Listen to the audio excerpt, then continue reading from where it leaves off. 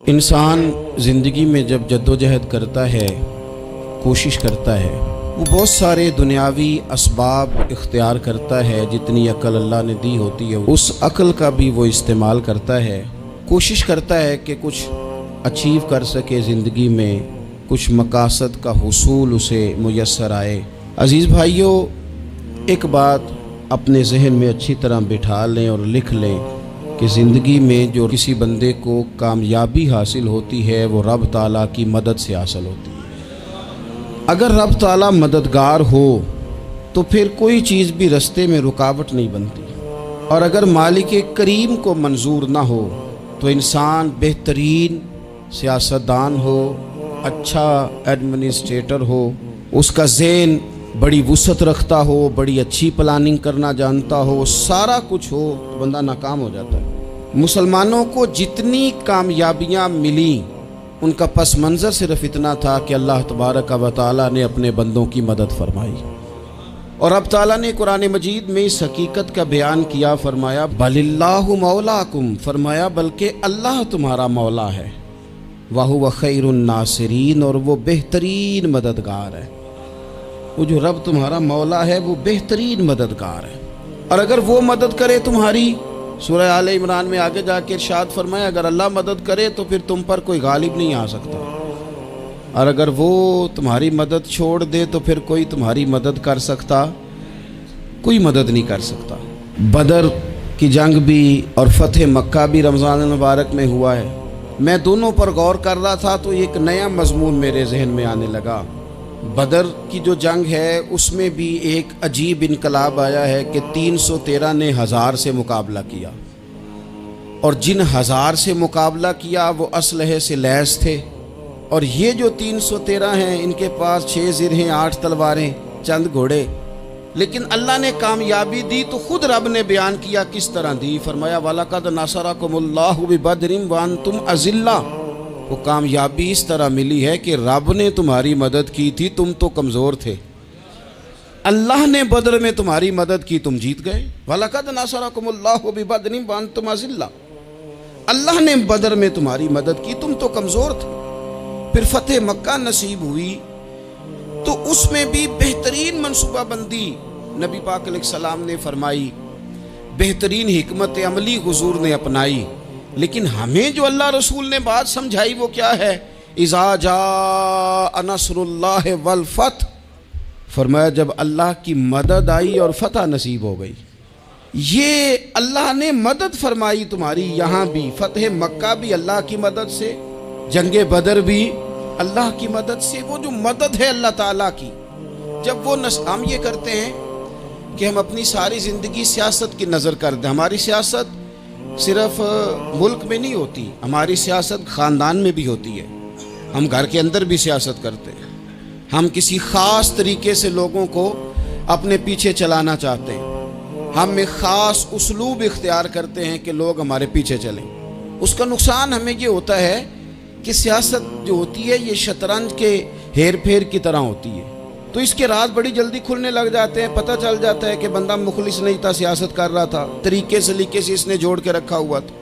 हम हर जगह सियासत के बलबोते पर चीज़ों को लेकर चलना चाहते हैं, सियासतें नाकाम हो जाती हैं, सियाने सियाने लोग फेल हो जाते हैं।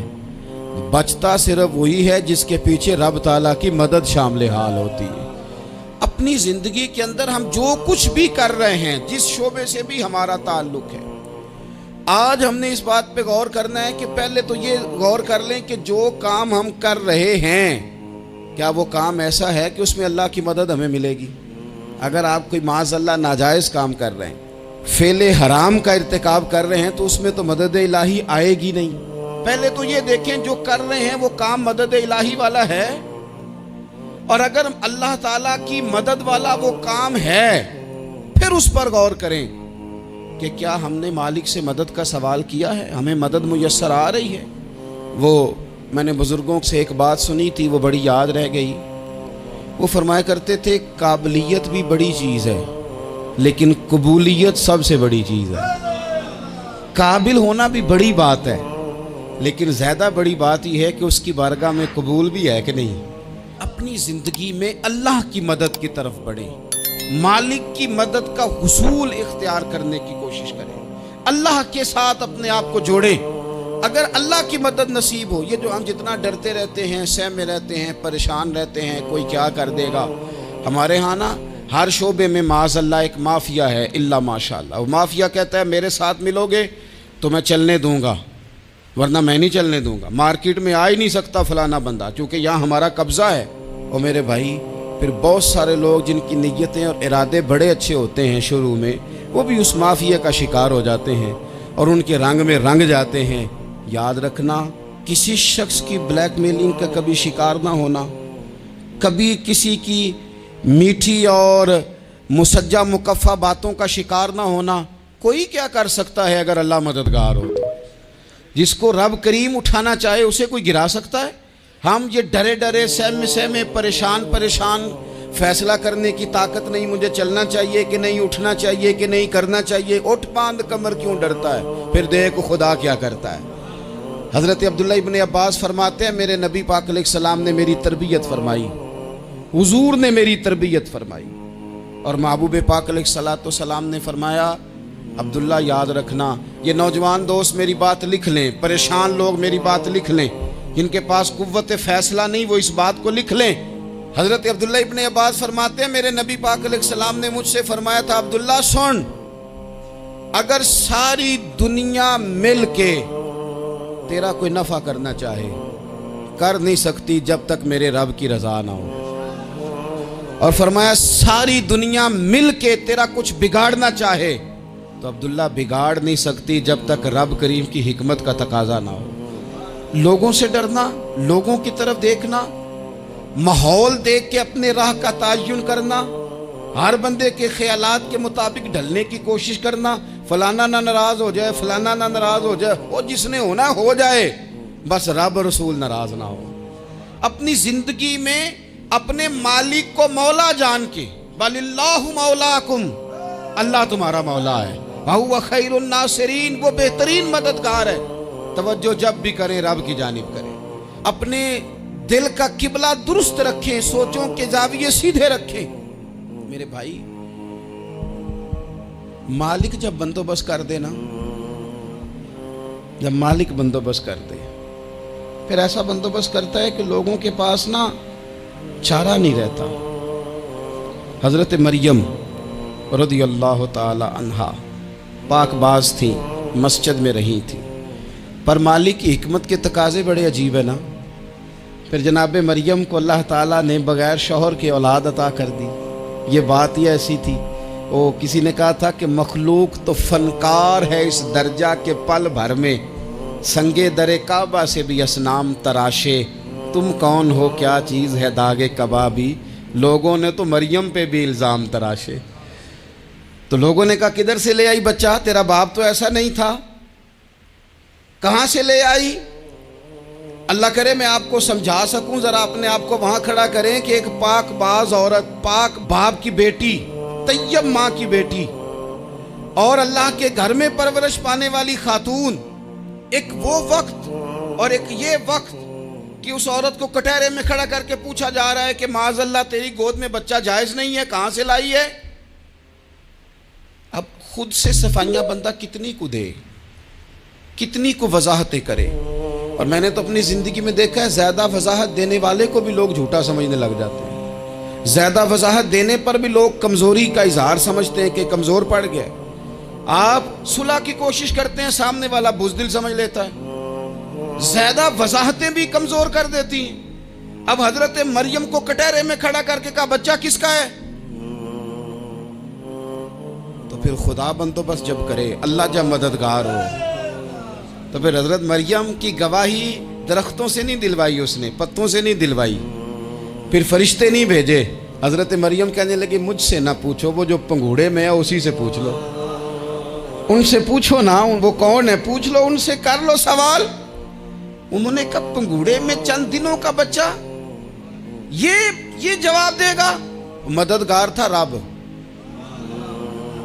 ان کی برات کا اعلان کرنا تھا مالک نے، اور جب مالک اعلان کر دے، جب مالک تیری صفائی دینا چاہے، جب مالک تجھے دنیا کے سامنے نکھارنا چاہے، تو पंगूड़े में लेटे हजरत ईसा बोल के कहने लगे इन्नी अब्दुल्ला आतानी अल किताबा, फरमाया मैं अल्लाह का बंदा हूँ, रब ने मुझे किताब अता करके नबी बना के दुनिया में भेजा है। मैं अल्लाह का बंदा हूँ, किताब लेके आया हूँ, नबी बन के आया हूँ। फिर पंगूड़े से ऐलान हो गया, फिर बच्चा बोल पड़ा। और ये एक दफ़ा नहीं बात हुई, ये बनी इसराइल में एक जुरैज नाम के शख्स भी थे जो नमाज पढ़ रहे थे। बाज ने लिखा है नफल नमाज थी, अम्मा ने पुकारा तो आए नहीं, तो माँ के मुंह से निकल गया तू इतनी देर तक मरेगा नहीं जब तक किसी बेहया औरत का मुंह ना देख ले। तो वो इबादत गुजार थे, लेकिन लोगों ने उनकी इबादत, रियाजत, परहेजगारी को नहीं देखा। बस एक औरत को भेज के इल्ज़ाम लगवा दिया। वो औरत आया जाया करती थी, अब आ जाती हैं औरतें, मसला पूछने की नीयत से भी आ जाती हैं। माहौल में कुछ जगह ऐसी भी हैं जहां औरतें दम कराने के बहाने आ जाती हैं। वो खातून आती जाती थी उस खानकाह पे, आस्ताने पे, ये बुखारी में मौजूद है, पर उसने कहा मेरी गोद में जो बच्चा है ये इन्हीं का है। मुझे बताएं कैसे बंदा वजाहत दे। हालात ख़राब हो गए, लोग कुटिया जलाने लगे, माहौल और तरह का बन गया। मेरे नबी पाक अलैहिस्सलाम फरमाते हैं फिर उस रब के बंदे ने कहा मालिक तू करीम है, तेरी मशीयत का तकाजा आया जो मेरी माँ ने जुमले बोले थे, पर अब मैं वजाहत देने के काबिल नहीं रहा, अब तू ही करम करेगा तो दरवाज़ा खुलेगा। तो वो चंद दिनों का बच्चा पंगूड़े में बोल के कहने लगा मैं इस दरवेश का नहीं, मैं तो फलाने चरवाहे का बच्चा हूँ, वो जो बकरियां चराता है। रब की मदद को पुकारें, अपने साथ अपने मालिक की मदद को शामिल करें, थोड़े रिस्क पर भी गुजारा अच्छा होने लग जाएगा। सारे लोग आपको गिराने की तदबीरें कर रहे होंगे और मालिक आपको इज्जतें अता फरमा देगा, उसकी बारगाह से हिकमत का तकाजा और हो जाएगा। हमने सारी जिंदगी लोगों को राजी करने में गुजार दी, सारी जिंदगी बुढ़ापा आ गया बच्चों को पालते, और बच्चों ने आखिरी उम्र में कह दिया अब्बा अगर कोई ढब का काम कर लेते तो आज हमारे दिन भी फिर न जाते। सारी जिंदगी गुजार दी बहन भाइयों को राजी करने में, सारी जिंदगी गुजार दी जिम्मेदारियां उठाने में। उनको 99 दफा दिया, एक दफा नहीं दिया तो उन्होंने कह दिया तूने तो कभी दिया ही नहीं, तू था ही नहीं। सारी जिंदगी मोहल्लेदारों, इलाके वालों को राजी करने में गुजार दी। और मैंने ऐसे लोग भी देखे दीन के लिए वक्त गुजारा, लेकिन जब बुढ़ापे में दांत काम ना करते थे तो वक्त के मुफ्तियों को भी मस्जिदों की कमेटियों ने कह दिया अब आपकी समझ नहीं आती, हमने खतीब को यौर रखना है, न देखो दुनिया की तरफ, दुनिया रुला देती है, न राज़ी करो बंदों को, बंदे थका देते हैं, न पीछे भागो हर वक्त दुनियादारों के, ये इंसान को कमज़ोर कर देते हैं। वो तो करीम ही बड़ा है, 2 आंसू ज़मीन पर बाद में गिरते हैं, बंदे के गुनाह सारे पहले माफ़ फरमा देता है। अल्लाह की मदद का हुसूल, अपने मालिक की मदद की तरफ बढ़ना, आपको बदर की जंग भी यही दरस देगी, आपको ओहद का मैदान भी यही सबक देगा, फतेह मक्का भी यही सबक देगा। मेरे दोस्तों, जब रब मदद फरमाए, जब अल्लाह मददगार बने।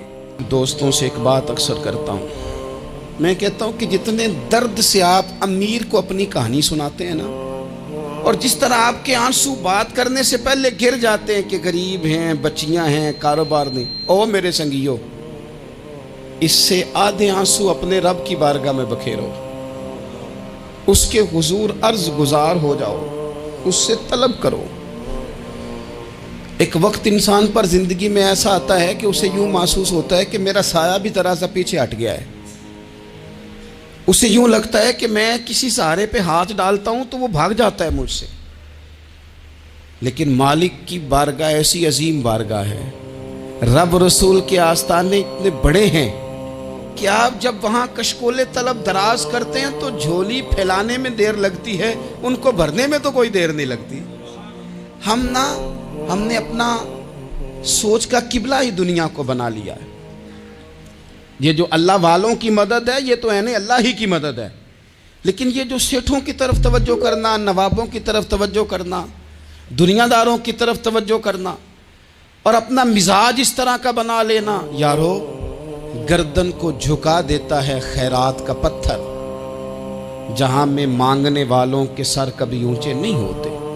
اور اقبال کہتے ہیں غیرت ہے بڑی چیز جہان تگ و دو میں، پہناتی ہے یہ فقر کو تاج سردارا۔ میں عرض کروں گا کہ اپنی آپ جب توجہ کا قبلہ اللہ رسول کو بنائیں گے تو رب فرماتے ہیں وَيَرْزُقْهُ مِنْ حَيْثُ لَا يَحْتَسِبُ، میں نہ تجھے وہاں سے رزق دوں گا جہاں سے کبھی تیرا گمان بھی نہیں کیا ہوگا، یہاں سے بھی مل سکتا ہے، تو نے سوچا بھی نہیں ہوگا۔ بخاری شریف میں حدیث ہے، حضرت جابر ابن عبداللہ فرماتے ہیں نبی پاک صلی اللہ علیہ وسلم نے 300 لوگوں کا ایک لشکر روانہ کیا کسی مہم کے لیے، کسی جہاد کے لیے۔ حضرت ابو عبیدہ بن جراح رضی اللہ تعالیٰ عنہ امیر لشکر تھے۔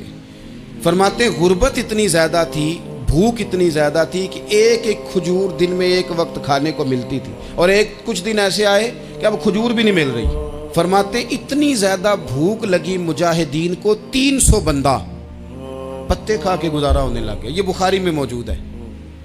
آپ فرماتے ہیں کہ دریا کے کنارے ہمارا پڑاؤ تھا، ٹھہراؤ تھا، جب بھوک سے نڈھال ہو گئے نا، وَيَرْزُقْهُ مِنْ حَيْثُ لَا يَحْتَسِبُ، اللہ وہاں سے روزی دیتا ہے، گمان بھی نہیں ہوتا۔ فرماتے ہیں ایک مچھلی اللہ تعالیٰ نے دریا کے کنارے بھیجی، فرماتے ہیں وہ تھی تو مچھلی پر پہاڑ جتنی تھی۔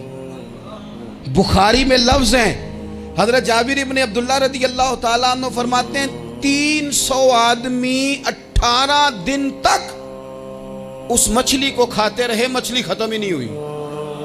مچھلیاں نہیں، مچھلی کہتے ہیں 18 دن 300 بندہ کھاتا رہا، مچھلی ختم ہی نہیں ہوئی۔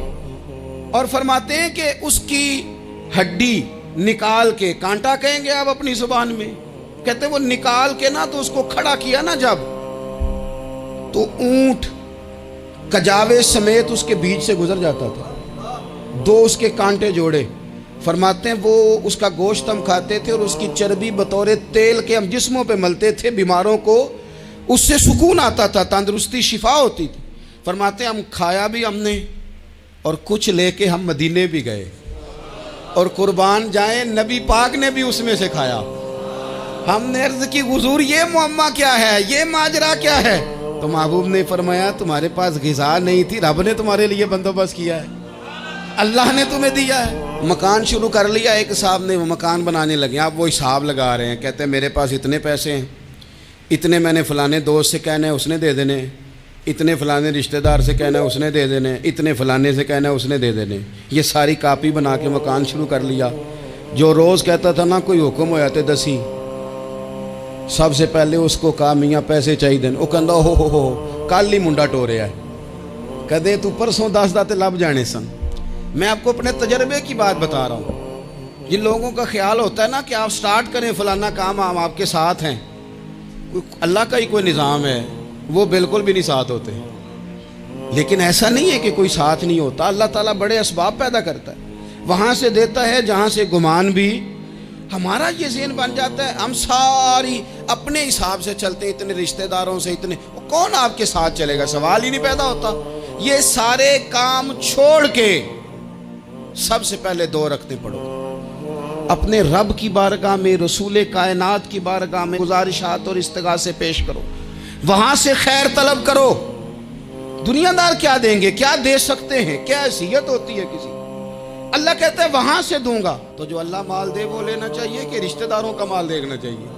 جو اللہ دے وہ لینا چاہیے کہ سیٹھوں نوابوں کی جیبیں دیکھنی چاہیے؟ جو اللہ دے وہ قبول کرنا چاہیے یا دیکھنا چاہیے کون سا آدمی کہاں پہنچ گیا؟ چھوڑو، اپنی مٹی پہ چلنے کا سلیقہ سیکھو۔ کسی کے سنگ مرمر پہ چلو گے تو پھسل جاؤ گے، پھسل جاؤ۔ اس پر ایک اور بات عرض کر دوں، صحیح بخاری سے، مسلم سے ایک اور بات۔ کچھ چیزیں ایسی ہیں جن سے اللہ کی مدد آتی ہے، مدد ملتی ہے۔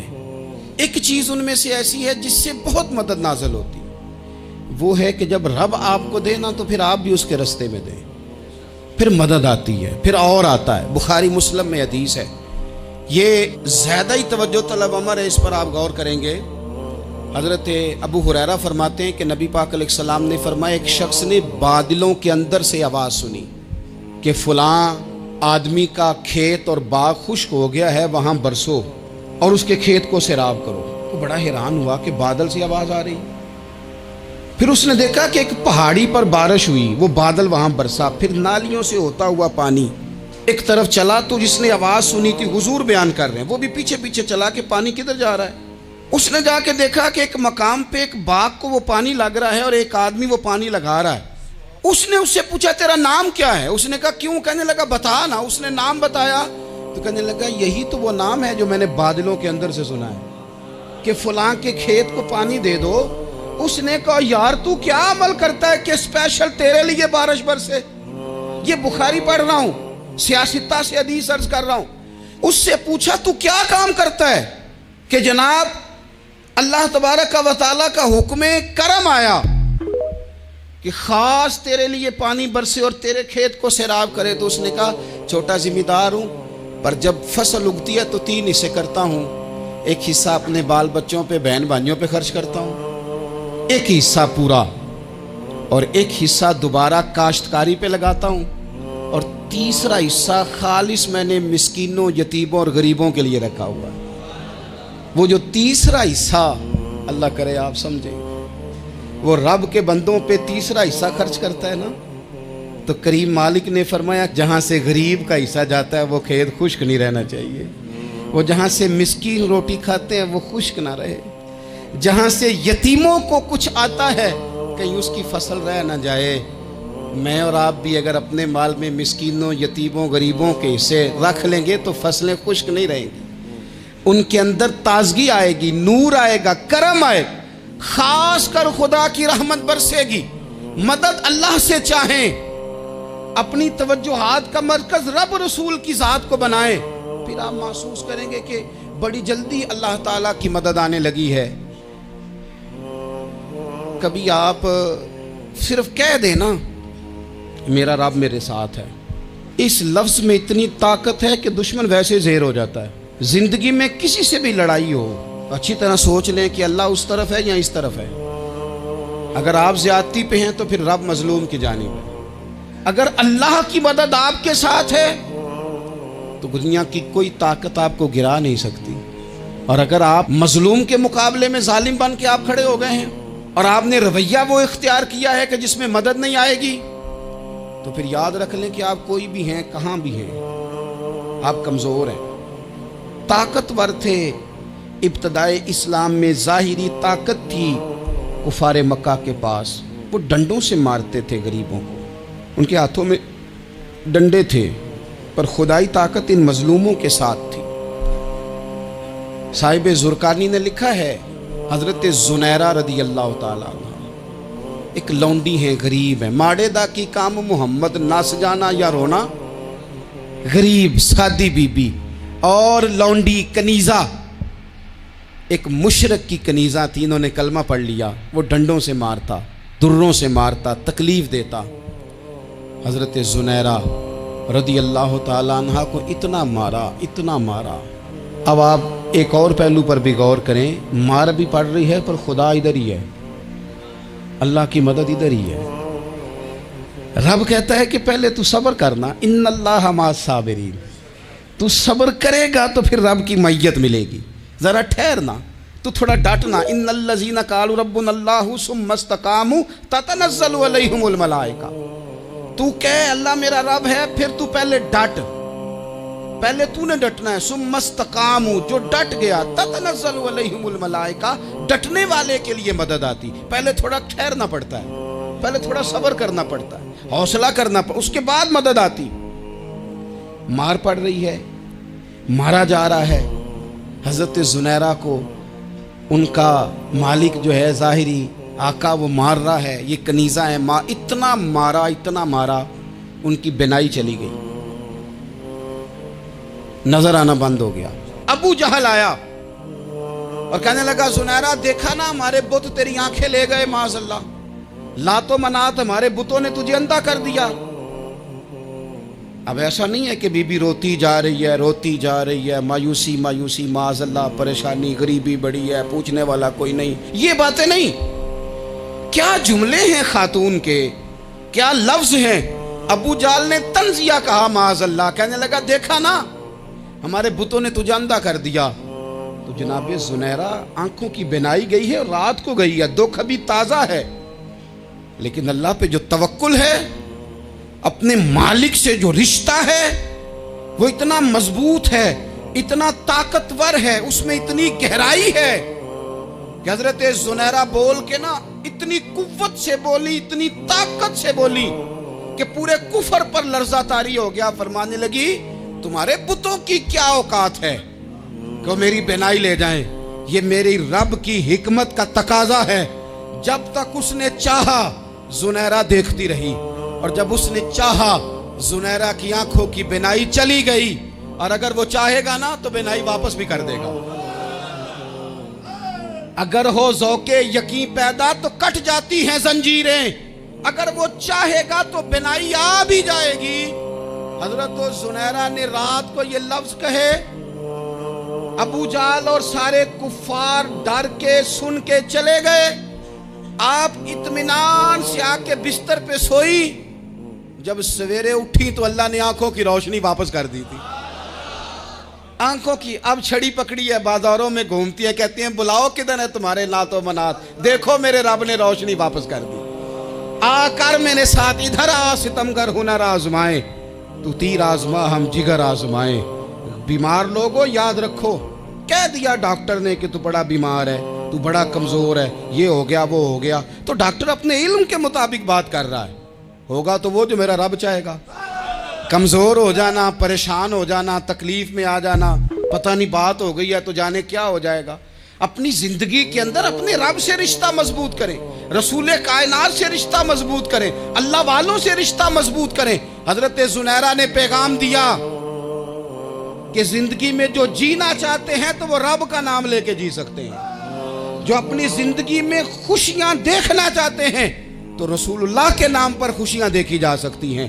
توکل کی بنیاد پر بندہ خوشیاں لے سکتا ہے، اور اگر انسان میں توکل نہیں ہے تو پھر وہ اس کالے جادو سے بھی ڈر رہا ہے، وہ نیلے سے بھی ڈر رہا ہے، وہ پیلے سے بھی ڈر رہا ہے، وہ فلانے سے بھی ڈر رہا ہے، وہ میرے خلاف فلانا رشتہ دار سازش کر رہا ہے تو ڈر رہا ہے، فلانا میرے بارے میں یہ کر رہا ہے تو ڈر رہا ہے، وہ پتہ نہیں دنیا ادھر ہو جائے گی تو کیا ہو جائے گا، اٹھ باندھ کمر کیوں ڈرتا ہے، پھر دیکھ خدا کیا کرتا ہے۔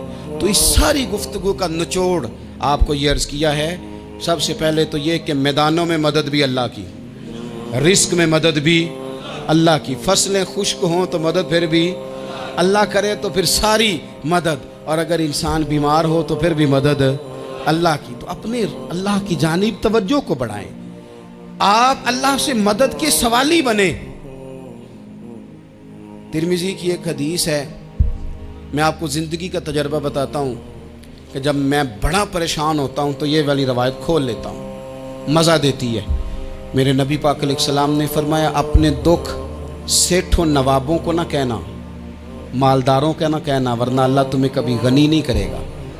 فرمایا اپنے دکھ اپنے رب کی بارگاہ میں عرض کرنا، جلدی کرے یا دیر سے کرے اللہ تمہیں لوگوں سے بے نیاز کر دے گا، اللہ تمہیں غنی کر دے گا۔ رات کو بیٹھو نا اس کی بارگاہ، اسے دکھڑے سناؤ، چھوٹی چھوٹی باتیں۔ حضور نے فرمایا نمک بھی مانگو تو رب سے مانگو، چھوٹی چھوٹی بات سے شروع کرو نا۔ جب بندہ شروع کرتا ہے نا چھوٹی چھوٹی چیزیں تو بڑی ساری چیزیں یہ اس طرح ہوتا ہے جیسے بندہ رب سے گفتگو کر رہا ہے، مالک مجھے یہ چاہیے، مالک میں یہاں کمزور ہوں، اللہ میں یہاں پریشان ہوں۔ آپ یہ کر کے تو دیکھیں، لمبی لمبی دعائیں مانگ کے تو دیکھیں، اس کے حضور جوڑ کے تو دیکھیں، آپ دیکھیں گے راحت کتنی ہے، سکون کتنا ہے۔